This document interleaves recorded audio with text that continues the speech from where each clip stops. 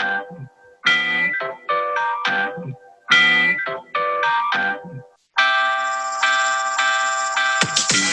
it's Joe West from the West Barn with Mike Shimshack. Today, our guest is Ian Thornley from Big Wreck in Thornley. We're excited to have him on. Before we get started, we want to remind you to subscribe wherever you're listening. Tell a friend. Remember, we do have a video version of this podcast that lives on YouTube, but we're also available on all the streaming platforms for podcasts. Man, you know, I guess the best thing you can say about anybody in a career in the music business is that you find out about them from your friends that you kind of respect. You know, there's those movies that come out and they're blockbusters. And then there's those movies that come out and they're bigger 20 years later than they were when they came out even. And not to say that Big Wreck isn't huge. I mean, they've sold millions of records. But the way I heard about it, and I want to thank Chris Van Tassel and Sean Tubbs, I heard about the 2012 release of Albatross. I got that probably 3 summers ago. And when I heard it, it was one of those records that I was just like, I didn't really understand it, right? You know, you're kind of looking at your speakers as it's coming out of it, and you're like, there's nothing like this record. And it became the record I listened to nonstop for the next 3 months. And then I turned my son on to it, who's a guitar player at 16. And he was like, you could see it in his eyes that he just didn't understand. Like, it wasn't like anything he's ever heard.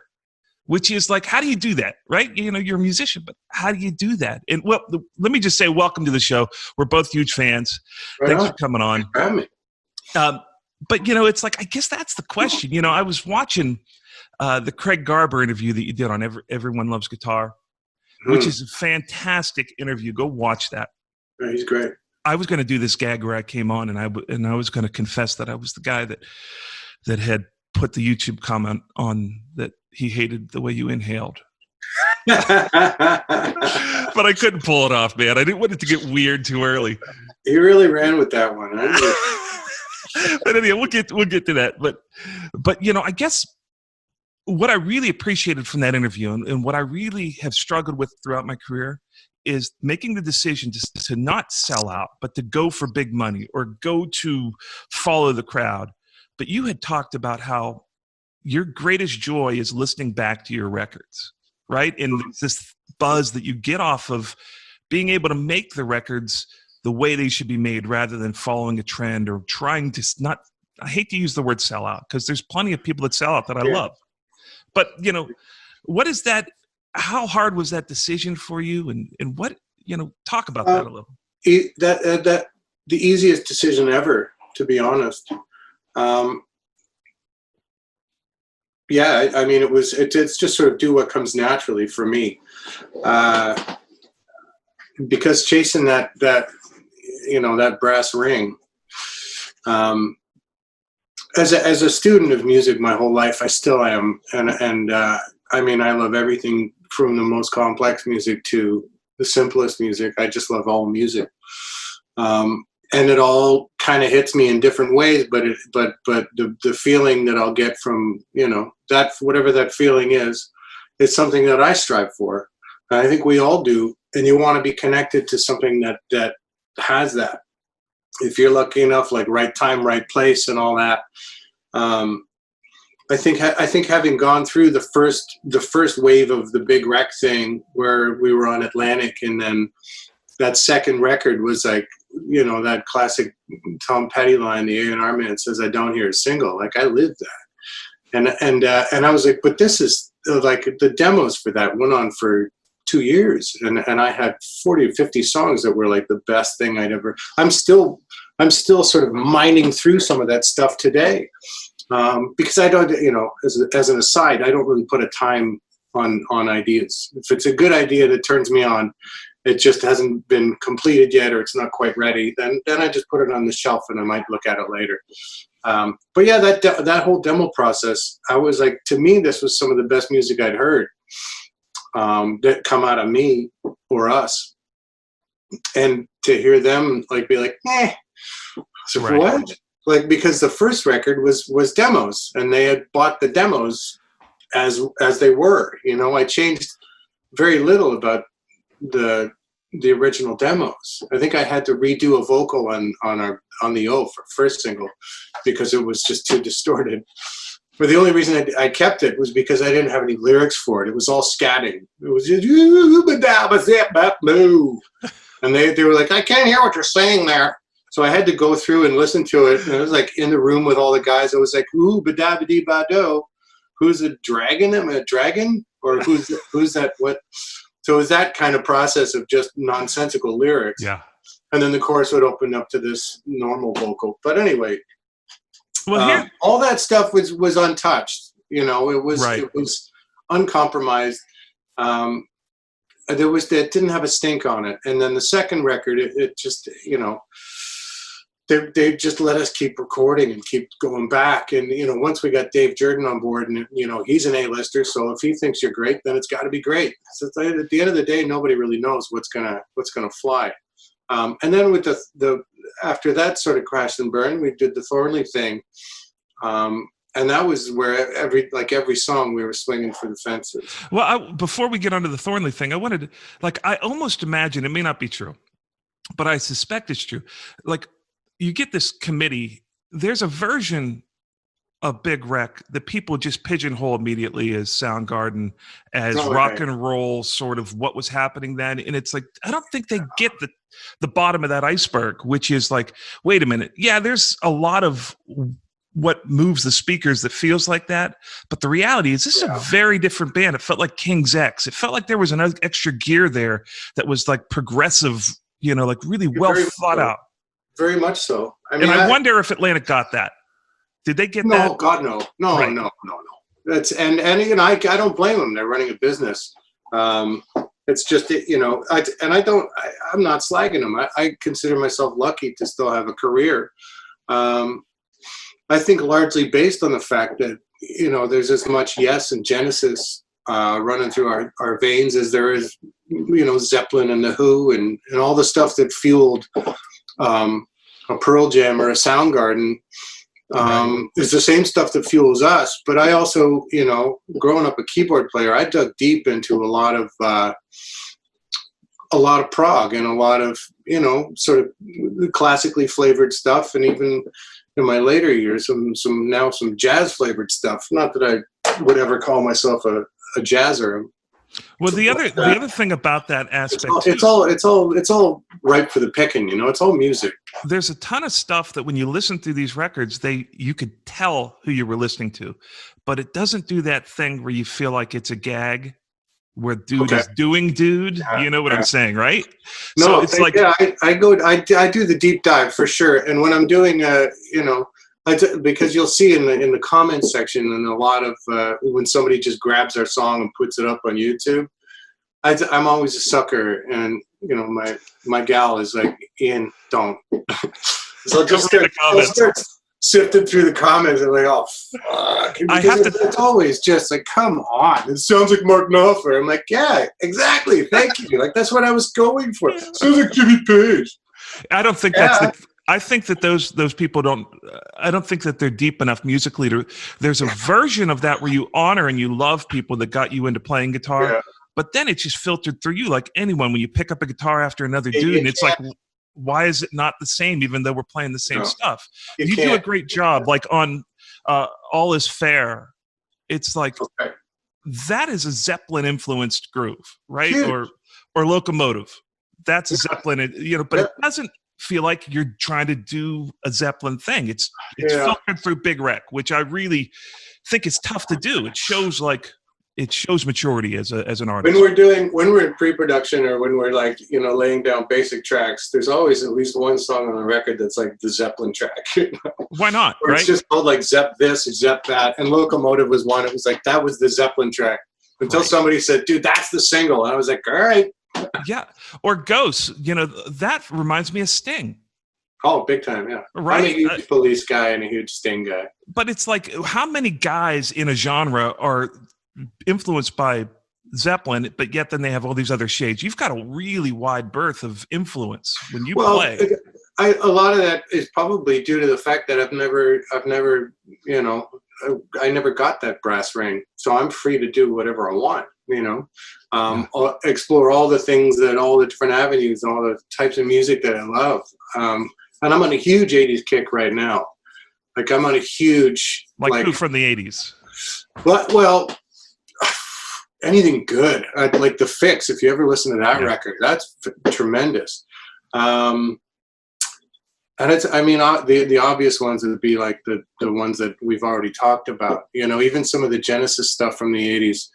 A lot of Peter Gabriel.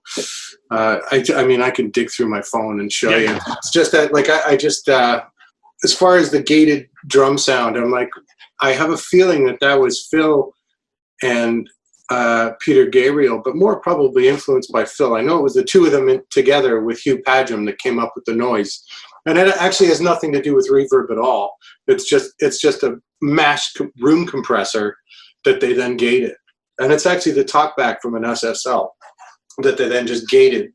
And I've been messing with that sound on my own. And I'm like, it's just opened up this whole new world because no one's ever done it with like two like fire breathing Harley Davidson Les Pauls. And then that sound, like, how can I make that fit? You know, and then a lot of the sort of analog fat synthy sound, I love it.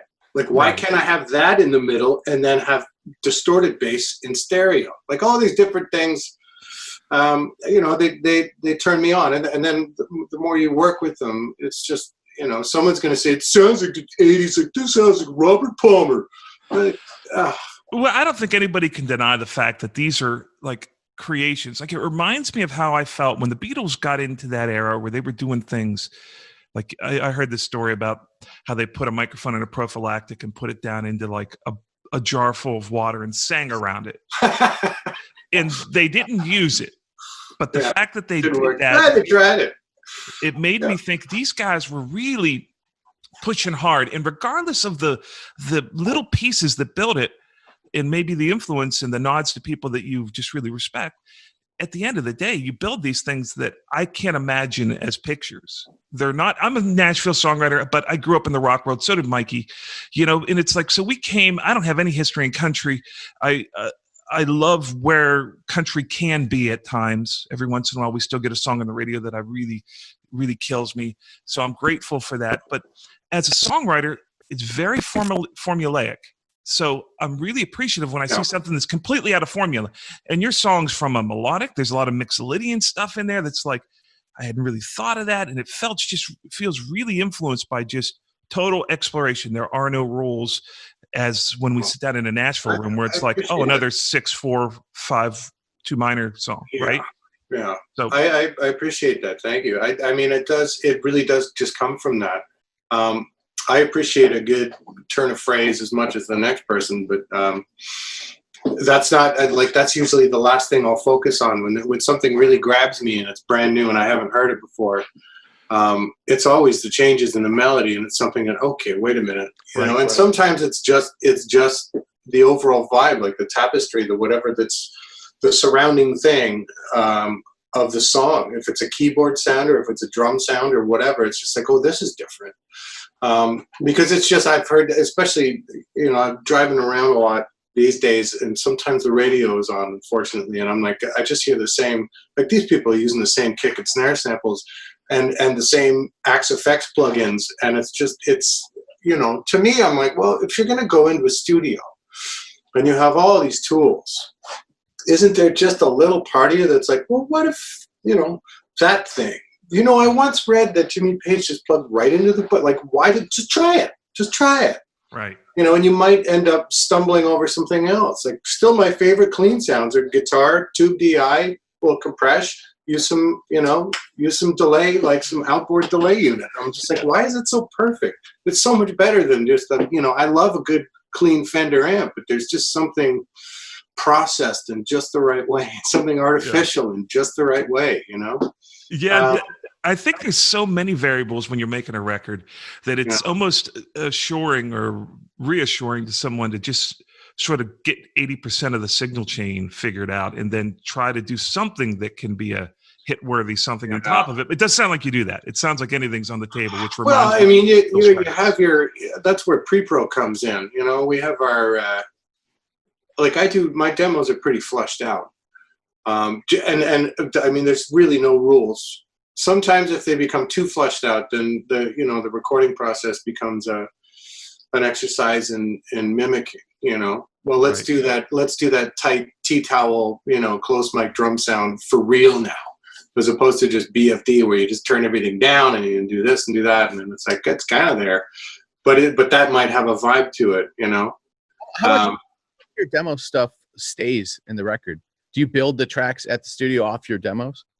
Yes and no. Sometimes, if something's pretty flushed out. I mean, on the last record, the demo process was pretty cool. We there's a studio where I had a writing room, but there's a studio downstairs, and that studio is I think it's gone. They're turning everything into condos in Toronto, so it's and I think that block finally got purchased, but.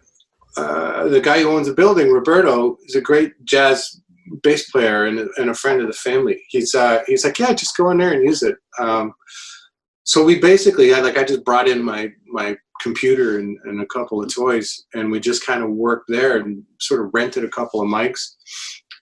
So Chuck would come in and I'd laid something down to a click, essentially, and then send it to Dave and Chuck. And then they would come in a week later, and we'd lay down the bass part. Like Dave would just plug in DI, and then we'd have 4 mics on the kit, and Chuck would we'd work out a part. And that was cool because I didn't build any drum parts or write any bass lines. We would do it as it was going down for the demo, but nothing really too flushed out, which I think helps with the spark when you get into the studio, because there's no pressure of trying to recreate or trying to top the demo. You're still doing it for the first time. So when you come up with some ding dong part that's going to be just for the chorus, and it's just like, wow, that opens it up, man. That kind of thing, you still get that. And I think that stuff gets captured on tape somehow. The excitement of discovering something, and I hate it when you discover something cool on a demo, because then you have to recreate it, and it just doesn't feel the same. It shows maturity too. Sorry, Mikey, go ahead. Are you producing these records? Well, it's myself and Eric Ratz, so I guess co-producing. Him and I have a great sort of yin and yang. He really knows all the he knows the numbers on the hertz thing. I'm just like, that chirpy top end thing, kill it. Or he'll be like, that's actually it's 1K, and he'll know that stuff. And then as far as I'm like, there's a particular sound on a particular record that I'm trying to bounce off of here. And he'll 9 times out of 10, he'll know the record and the sound that I'm talking about. And then we both go start digging through stuff, looking for how to get that sound. If it's a pedal or if it's an amp or if it's a keyboard, whatever it is. So it's just a great thing. And he's also got a great sort of objective perspective on song form. When I like to sit on things and I like to let them pan out. And then to me, the greatest changes always happen because of what happened before it. It's not what a great chorus. It's a great chorus because it was set up great. Right. That's the way I feel about a lot of that stuff. And sometimes I wait too long on the setup because the whole "don't bore us, get to the chorus" thing. I'm just like, whatever. That's for the other, that's for the grown-ups, man. Let's have fun here. Well, I love that. Every one of your records seems to they'll usually give you about 12 to 14 seconds for an intro, but not you guys. You're not afraid to go ahead and build a whole motif that's a minute. It sort of feels like a film. Yeah. It's starting. I'm into that. I mean, call me old fashioned. I love the setup, and I love the what are these guys been up to for the last few years, and then it's just and then you just have a whole mood can be set just with noises, and then to have that morph into a song or whatever. It's sometimes that's an afterthought, but usually it's something I usually know what the beginning and the end of the album are going to look like. I never know what the single's going to be. That's not my game. Because I don't want to start focusing on one song over the other. Something's got to be way down the track before I'm just like, wait a second, like this one's the dark horse. I love this. Like I have songs on the last record. I'm like, that's got to be the best song on the record. And they're like, yeah, it's good. So, and what? I just have no idea, and I honestly don't care as long as it's all on the album. The unfortunate part is that a lot of people aren't going to hear it. You know, a lot of people don't go digging. They don't want to hear the last song on the record. I'm like, well, what if it's the best one? Well, I would think with a band like yours, they probably dig a lot deeper than a normal record. Yeah, in general, probably. People come to these records knowing that there's a bunch of morsels all throughout them. Maybe in the U.S., I would think probably more so than in Canada, because in Canada we get radio play, and in the U.S. we don't. Our fans in the U.S. are like, all right, they're still. I think they. And I'm not shitting on Canada by any stretch. I'm grateful for every person that listens to a song or comes to a show, of course. But it just, I think. Because there's no radio play, that you're going to get a certain kind of muso fan. You know, you get radio play, and you know, we're just sort of a little more known up here. We'll get people coming to the shows because they're like, hey man, I want to hear Ghosts and Albatross and that song. They don't necessarily want to hear the 14-minute, you know, slow dirge, you know, tuned down to H. You know, they don't want to hear that, you know, and that's like, but I wanted to open the show with it. And it's like, well, you kind of have to. There's a balance that takes place. Well, see, this is the stuff that you wouldn't be able to do if you had a 10 million song record. You know, you would get pressure from everyone that was trying to package it to say, hey, you can't tune to H. You know, you can't do it. You can't open the album with that. You can't have a 1.5-minute intro. You can't. That's so 2008. Yeah. You can't have all these melodies from the Pacific Rim in your song. You know, you can't do this, right? I can't. I mean, I think, and that old saying is true. I think taste is the enemy of art. You know, but I also think like that goes along with fads. You know, every so often it seems to have either sped up so fast that the whole thing has exploded. So there's no real. I mean, everyone's free to yank from everyone else. But I've always sort of felt that way. If it's something I dig, like I love the whirly sound of Supertramp records. I love it doubled. Yeah. Why not? What's wrong with that? Right. And you know, I just sort of, it's all fair game to me. And even some of the really great sort of heavier stuff, which I don't tend to listen to very often. I can do a song or two, and it's like, all right, stop yelling at me. But I can appreciate how the things are put together, and the sounds and the way that riffs move air. I love that shit, and I love playing with it. But I loved, you know, then what if we just take a Supertramp / ABBA chorus and put it with this huge heavy riff? You know, can the vocal melody over the top staple all these things together? Right. If not, well, put that great change there, a great riff there, and let's start again. You know. Yeah, that's super interesting. There's some stuff on the Thornley record I was listening to that felt that way to me. Like, I can't believe that chorus is going with that heavy intro and verse. Like, these things are not even in the same planet or, you know, ecosystem. But the vocal and the melody is what carries it through. Great melodies. Yeah.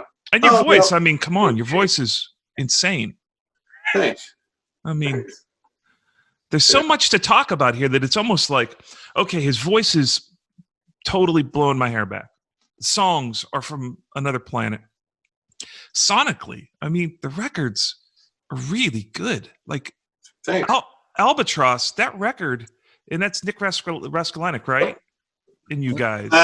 Nick was sort of executive producing. You know, he was sort of producing from home.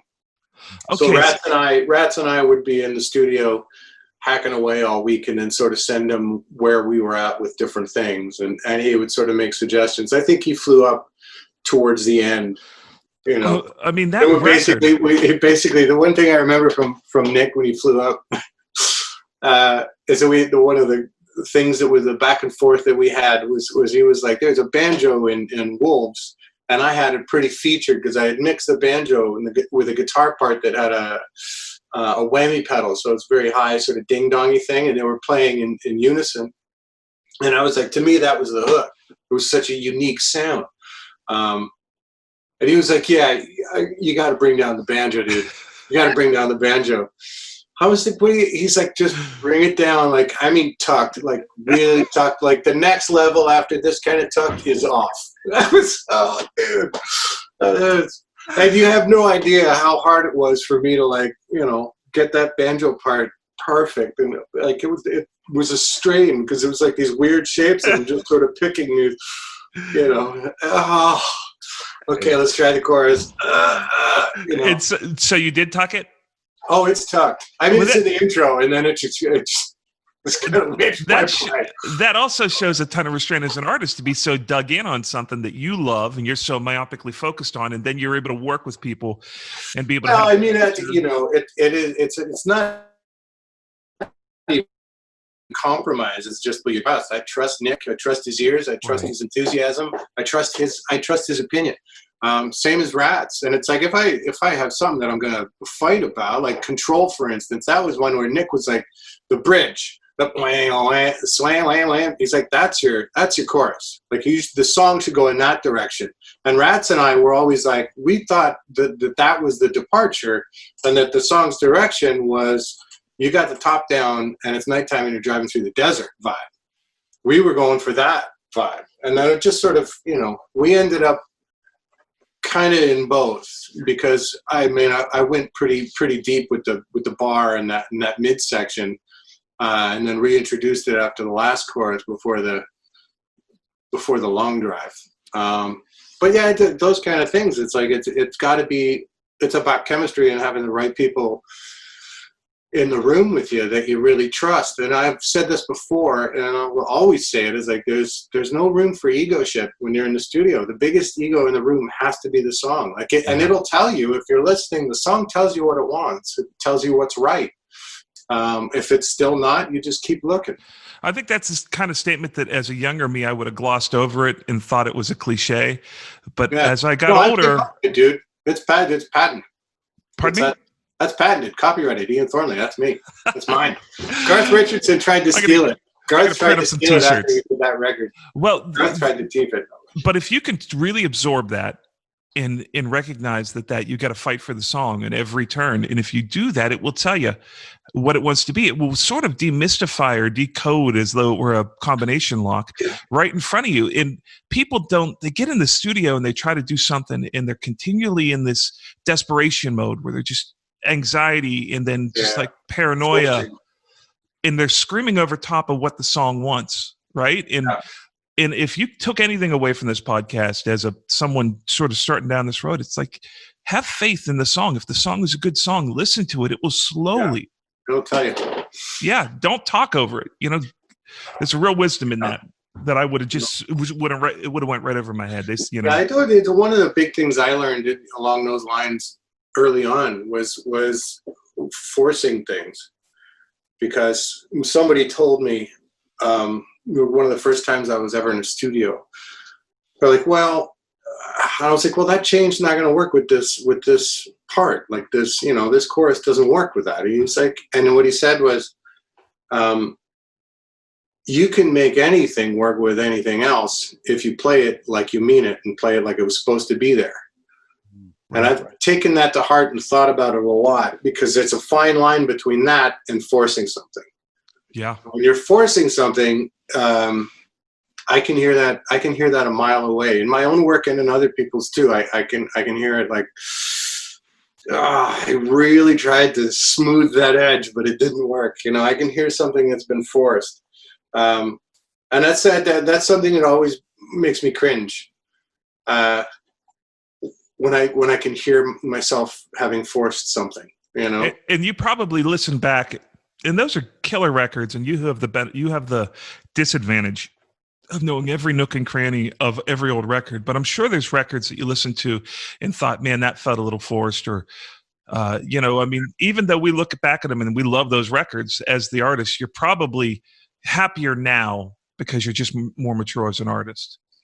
Yeah, and I think going back to what you had originally asked, as far as making that turn or making that decision, and that did what happened with Albatross. There was a pointed, and I can remember the discussion with my then manager and record company A&R guy. It was all in-house, SRO Anthem. like the Rush family. And I'd already worked with Nick, and Nick and I were pushing to go in that direction on the previous Thornley record.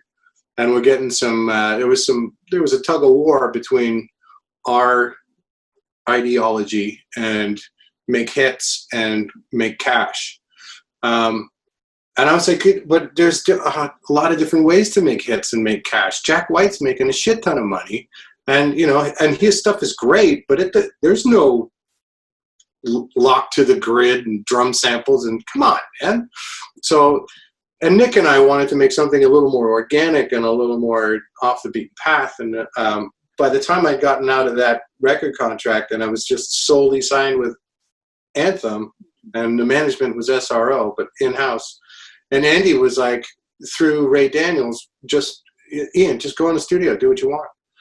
I was like, all right, I'm going to need Eric Ratz, and I'm going to need this, blah, blah, blah. And it was just like, yeah, go, do your thing. Yeah. And just having that kind of faith in me was such a turn on. And of course, Nick was like, I want in. So we got Nick involved, and then we just sort of put the whole thing together. Very organically and quickly, and it was just I felt like I was being let out of a cage, like a bird was let out of a cage and just sort of flying around having a ball. I'm sure that everybody has their favorite Big Wreck records, but that one felt like lightning in a bottle to me. Like I just felt like sonically, song wise, and in just the overall like artistry. Like when I listened to that record, I'm like, okay, this is a piece of art. This is something that they were able to capture. There's a lot of different directions on that record when I look back. Do you feel like that's like, do you have a record that you feel like you really nailed it, or is that record still out there? It's still out there. I mean, when I look, of course, looking back, it's like, oh, we really got that aspect of it on that record. I think when I look back, I'm like, on Albatross, I'm like, we really nailed the versatility, in my opinion, just of what at least what it is that I dig, or what we dig, or things that we nailed, authentically doing the things that we set out to do.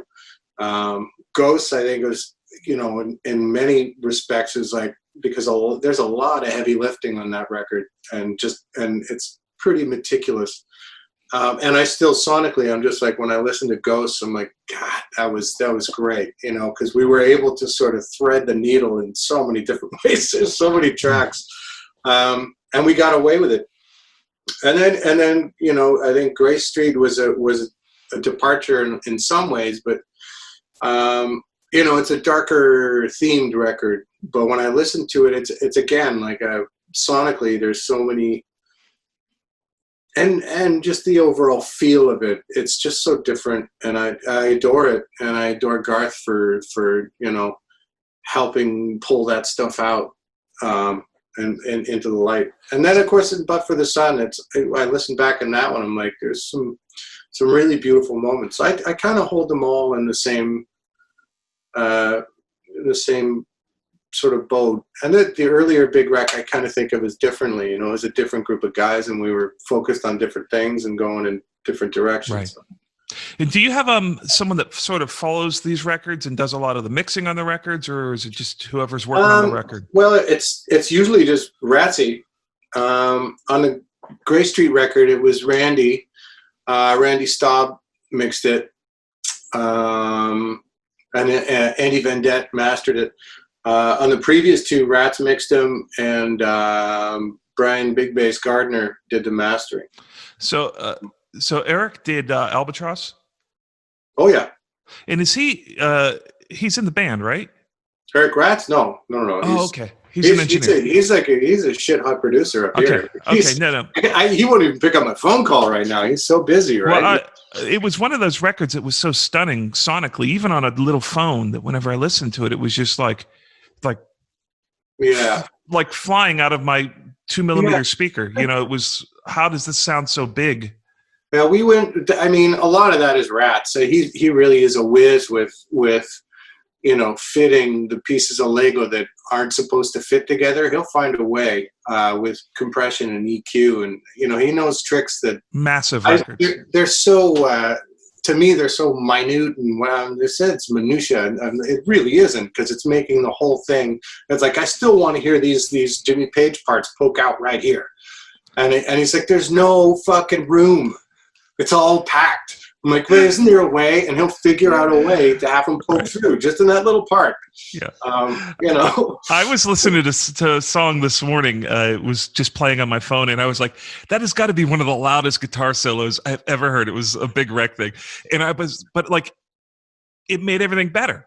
It's like sometimes when you turn guitars up past the point which a rational person would turn them up, somehow there's a miracle that happens and the drums sound better to me. You'd be surprised. It's not me that does that either. I'm always like, I like certain things to poke out in a guitar solo. And often I find like I'm still working on that, getting a great guitar solo set, because in a stereo image of 2 speakers, it's just right. You put the headphones on, it's like, well, what happened? Where'd everything go? Or you know, if you listen through a different set of speakers that are good, listen in the car, and it's like, oh my God, it's ripping. So I'm still trying to figure out how the big boys do it, you know. Well, dude, the guitar tones are out of control too. Like if you're going for these, when you get into these big guitar tones that we're hearing all these records, is there just sort of like a template, or are they different amps all the time? Or are they a lot of different stuff, but the majority is usually small amps. You'd be surprised. Like Fender Pro Junior. That's my secret sauce, man. I've gone through like 7 of them now because I keep burning them out. On each record, I burn out a couple. So, well, you can dress those up in a lot of different ways, but you just push it to the point where it's breaking up pretty good, and then put something in front of it to break it up even more, and then it becomes about what what kind of thing you want, something tight or something loose and flubby, and then it's just about the playing. And I have a theory that it's not choking the hell out of the mic. We still use big, the Sewers, and I have a few different amps that are like 100 watters, and we'll still use those and call them the bigs. But I find when you put those left and right in the mix, I don't hear them as much. You got to turn them up so loud, so where they're eating so much bandwidth that it doesn't really make much sense. But they do provide a supporting role. And once things are mixed and mastered, it's like I might not hear the bigs, but they are making the chorus go like this. Yeah. But yeah, for the most part, it's small amps. I find that there's more of a character, and it gives the mic, or I don't know, to my ear anyway, it just gives you more to work with. You don't have to have it as loud to sound huge, Are you miking the speaker in the Pro Junior, or are you just using the wattage of the amp and putting it through a different cabinet type thing? No, we did the speaker. I mean, depending on what the situation is, but we'll mic the front and the back, get a room. I'm a big fan of room sounds, man. I that's especially for solo-y stuff, and if something's a little more guitar centric, or like the guitar dick, that guy, that sound, I usually like the room. The room is really where I'm just like, well, and then I'll just sort of walk around and move the room mic to where it's doing the thing. Now, are you totally hip to the mics you're using on those cabs, or is that something you don't really spend? I can pick them out of a lineup. Right. There's always a 57 in front. With the little amps, there'll be a 57 and maybe a 414, or I'm just picking numbers now. Yeah, I got you. But no, I know that a 57 414 is pretty common. That's something that Rats is, sort of industry standard is what we use. There's no trickery going on. Yeah, we were just interviewing Tony Platt, who recorded and mixed Back in Black for AC/DC, and he told us a couple of details on making that record that literally, like, the whole record was a Steinberger bass, which was like not what you thought, right? Yeah, it makes sense. It makes sense to me, because that stuff, like those, especially with bass, there's no dead spots. That's what he said. Yeah, and then you'll hear about all these guys who'll come into the studio, and you're like, how'd you get that tone? He goes, oh, it's a Fender Champ. It's this little thing that you didn't expect, and you're like, what? That and here we are like listening to these records and loving them, and then going into the studio and trying to make them as we perceive they were made. We're dragging out 412 and 812 cabinets and 100-watt heads, Mark II heads, and jumping the input. And next thing you find out, it's just this little, it's a Walkman, or the Rockman. It's that Def Leppard story. I use one of those. It's another neat trick for clean sound. Something that I still lean on is this much maligned lace sensor pickups that they made in the sort of late 80s. Love those things. They do something that, again, you know, in the mix, you're just like, that's why, you know, this is great. And they do a thing. It doesn't sound like Stevie Ray Vaughan or Mark Knopfler, but it does a thing that's almost artificial sounding, but it still just fits in where you need it, and it doesn't eat up too much space. And what pickups do you love? Are you into high gain pickups? And generally speaking, yeah. Like what are some of the ones you use? I'm going for. I'm just basically all Suhr now. I don't think there's anything better. And I'm not, you know, because anytime I do one of these chats, if I'm talking about anything music related and John comes up or Suhr comes up, I'm just like, well, it's the best that I've used, because it simply is. I don't think there's, and even Rats and other studio guys will tell you, it's just like, well, no, that's the best guitar sound I've ever heard. And it's just like, well, yeah, that's a G chord. You know, it's just all the stuff that they're making, and they wind their own pickups, and they're good. Like, I'm holding one now. That's pretty much what I go for. I use high gain pickups. I use them all. I use low gain, mid gain, high gain. It just depends what the part asks for. I was actually just thinking this morning. I was like, I'd love to make a record with like one amp, one guitar. That's cool. I don't think it'll ever happen. I'd love to try, you know. Well, I see you got what you have there is 2 humbuckers and a single in the middle, yeah. But I imagine those are split coils, right?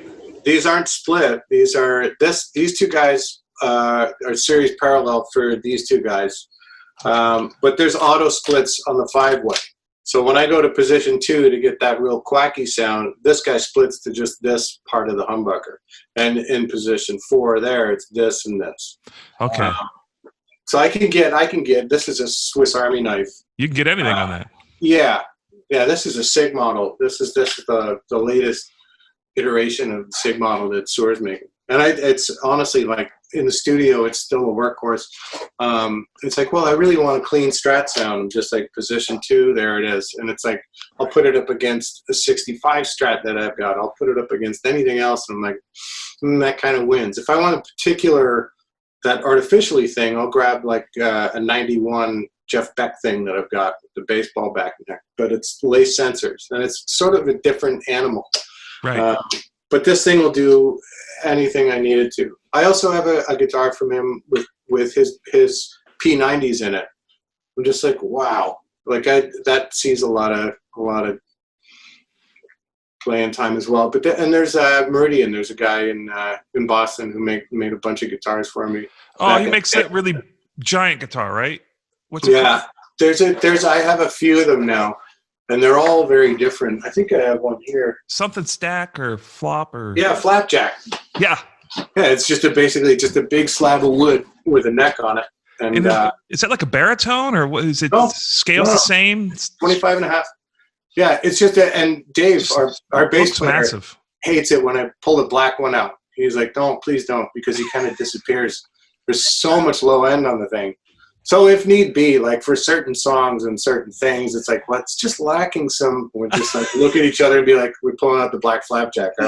Pull it out. There it is. That's funny. Yeah, I mean, it's sometimes you just want to play it, but you don't want to be discourteous to your bass player. But it's like there's that whole move where it's like you're reaching for something, you're going to bring pain to someone else on stage. Yeah, it's fine in the studio, but on stage, it's like I can get close enough with any Suhr. And it's heavy, right? It's got to be. It's not fun. Yeah. I think we had a guitar strap that was like this wide, like, trying to help me out, and I'm not a small dude either. I was like, oh. So he's made a bunch of them for me since the first one, but that first one just has like anything from sort of the 500 down. It's just redlined with that guitar. Right. I don't know why. I don't know. It's just sort of one of those lucky things. Well, we've talked about that too with engineers and producers. It's like one man's mud is another man's warmth. Yeah, I love mud. Isn't it something how there's a way to use all that stuff, Yeah.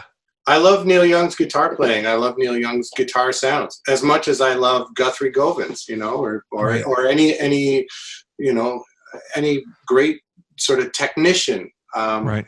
I just love music. I love all and I find value in all of those things. I had a discussion with, I think it was Andy Wood, who's another just a phenomenal guy. He's another sewer guy. And we were talking about this because I'll go into the studio, or even with my live rig and the way this stuff is set up, I'm always like, I have so many different sounds that I kind of lean on, and it changes the way I play and the way I'll attack the strings and the way you squeeze them. And there's so many great guitar players who are just working on their sound, and like Scott Henderson's name came up, and it's like that guy's just been so steadily aiming towards this is and carving things out, and this is my sound, and it's like you hear one, that's that guy. I've never been lucky enough to be that guy. I've never just like, this is my tone, this is the one I hear in my head. I'm like, oh, I want that Henderson tone, but I don't have the 20 years to spend to you've got some inspiring tones. I also want that Knopfler sound. I also want that weird Jimmy Page sound that sounds like it was mic'd through a tube. I also want that, I just kind of I just kind of do my own version of this, sort of the Canadian version of all these different sounds. You may not be getting the tones that you were influenced by, but like the beginning is of All Is Fair. I mean, that sounds like the bias on a tube is about to explode. Yeah, that's just an Octavia thing. It's insane. You have an Octavia, and then you do one of these. You do like a double stop thing, with an Octavia on. There's a I don't know if it's a subharmonic series or whatever it's as you bend up, there's a. So I just did one down. Well, there's some insane tones and a very wide palette of tones on these records. This is not like Stevie Ray Vaughan, who is insane and incredible, or B.B. King or Lindsey Buckingham. These aren't, where they have a tone that stays with them. You've got like a whole dictionary of tones that are on these records that are stellar tones. Yeah, I don't know. I've always kind of dug it. It's half the thing for me. There's a lot of that sort of the edge. Sort of ethos of being inspired by just dicking around with something until you find a sound. Whoa, what's that? And then next thing you know, like 20 minutes later, you've arranged a piece of music around this sound. You can tell a lot of the riff-oriented stuff that you write is based around. I can just imagine. I see that you having a tone, and then it's like a great riff that works with that tone, and then it becomes this song. Yeah, for sure. That happens all the time. It's not like I don't sit with an acoustic guitar and play cowboy chords, and I mean I do that all the time, and try to write songs like that. I do it all the time, but I'm not just that kind of writer. If I'm just searching for a sound, and I stumble on something, that can be it. It's like, and that's usually when the penny drops, it all kind of comes together pretty quickly. At least my favorite ones do. They always come together quick. Right. Yeah. And you mentioned Andy Van Dett, who's a great friend of mine from New York. Sweet human. And I can remember him telling me he'd do a record for Rush or Porcupine Tree, but one of the records he actually made the call and told me it was a Big Wreck record. Nice. So it's like, it's got to be great for you that guys that are, guys that you respect and you look up to, and then they're like, you're their choice a lot of the times of what they want to talk about when they're working on records. Yeah, and you don't get a lot of that. I don't feel a lot of that, but it's nice. It's nice when I hear it, because we sort of just been slugging away doing our thing, and it's nice to hear. It's better than a kick in the pants for sure. Yeah. Well, I find it interesting that you have all these different influences in your music that you're, as you said, like, you'll try to get a Jimmy Page tone.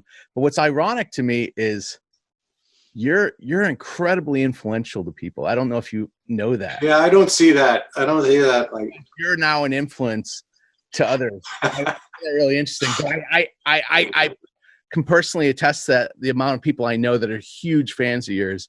Really? And, musicians too that make records, and like, so your thing now, which I find kind of cool. Yeah, that's one of those things where they're like, "What's your sound yet?" I'm going for my sound. What do you think your sound? I'm like, I'm still looking for it. I'd love to have one, but I'm either wearing my Steve Morse hat or my Eric Johnson hat or my Jimmy Page hat, or I think you have more of a fingerprint than you think you do. Yeah, I think so too. It's nice to know. I choose not to look at it. This keeps me busy. It's always good, we talk to people that are real successful, and I really love it when the guys stop and smell the roses every once in a while. And it's not about them stroking their own ego, but it's like, why, if we're going to do this music business thing, which is a soul robbing business at times, it really is nice to have somebody like me here and Mike tell you that. It's like, that's what I want for me. That's what I want for my son. That's what I want for people that I respect. It's like, you should take some solace in that. It's a really cool moment to realize that it is doing something super special. It's special. nice to hear, especially from peers, and from every once in a while when you get a tip of the hat from.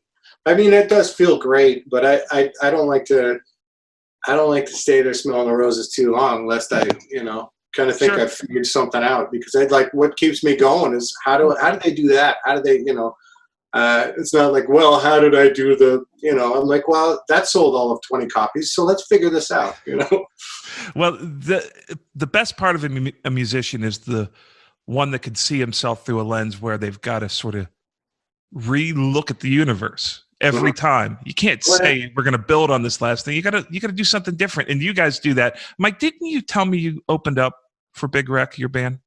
We've been talking a lot about the studio stuff that Ian does, but Ian is also an unbelievable live performer. I had a band, Ian, we were based in Syracuse, New York. I'm from upstate New York, originally from Rochester. But I was living in Syracuse. We had a band that did very well regionally. We were great. And this is off the first record. I think the Oaf had come out and was, and we opened for you at a club in Syracuse, New York called the Lost Horizon, which was, I know that place. It was right across the parking lot from a strip club, right? Right. Yeah. It was kind of a shithole. But, a good rock, legendary Syracuse rock and roll club. Yeah. So we went in there to open for you guys. And we were, we were kind of feeling ourselves a little bit at the time. We were feeling pretty good. We're kind of like a Matchbox 20, though, like that kind of pop rock kind of it's kind of light. It was fun. A lot of girls in the audience, but we opened for Big Wreck, and to this day, it was the biggest ass whomping we've ever gotten. I remember walking in for sound check. Your drummer had like a 26-inch kick drum or something. Oh yeah. And I don't even remember what you were playing. Matchless amps. Is that possible? Yeah. No, I had a Matchless Super Chief. And the sound coming off that stage was, I've never experienced anything like it. The two bands that I felt we left with our tail between our legs was the Big Wreck Show and Weezer. Oh, nice. Weezer was the first record. Yeah. And I was like, this is out the record, we'll see how good they are live, like, oh my God, they were amazing. Boom. Yeah. Just as good. It was one of the most humbling experiences of my entire life. What was the band's name again? Johnny Vegas. You'll never remember it. Okay. But it was, that was, I literally posted on my Facebook page probably maybe a year ago, and it was just like, I posted a picture of you guys playing live. I was just like, there's two times in my life I can really feel like we had no business being in the same room. Was one of them. After that first record, we were out. I think Brian and I sat down in more recent years, and we talked. I think we were out at one stretch for about 18 months. With home time sort of sprinkled throughout, but I didn't really have a home at the time. I would just sort of, crash in a hotel in whatever city we ended up in, and then we'd just start again. And it was a good 18 months of. So when you're a live band and your whole thing, when your show, let's call it, is leathered up that much, it's you're going to carry a bit of not cockiness or confidence, but you just sort of know, you're just sort of looking at a different, you're looking at a different thing, and I really want to, you know, which is like, you know, when you're on the road, and as the show gets more and more just muscle memory, then you start reaching for different things. And then that comes this way, and then you're reaching for, and that's just something that's bound to happen the more you do it. So I know on that run, we were probably a force to be reckoned with. As on any run, like at the end of But for the Sun, I would have put us up against anybody, like, because we've been out for 4 months slugging it out in the winter, when the best part of your day is the 2 hours that you're on stage, and you're looking so forward to it and just trying to improve and improve and improve and improve. And then, you know, during that 2 hours, you actually get to sit back and enjoy it a little bit. Yeah, it's just, when you put any band of like-minded musicians together for that amount of time, they're going to be a force to be reckoned with. Yeah. Well, it's really cool to be able to have your mind blown every once in a while. And you've done that for both Mike and I. And there's two responses to that. One is to pack up and go back to Pittsburgh and try to get into the meatpacking business or the work for the United States Post Office. The other is to dig deeper and try to be better. And you've done that for a lot of people too. I feel that way about, you know, everybody I listen to, you know, like there's so many things that I listen to that I just have my ass handed to me. And like, I'm just, like, it's not even the, man, I wish I wrote that. It's just like, I would never be able to write that, you know, like I just don't fucking read enough. It's usually the case.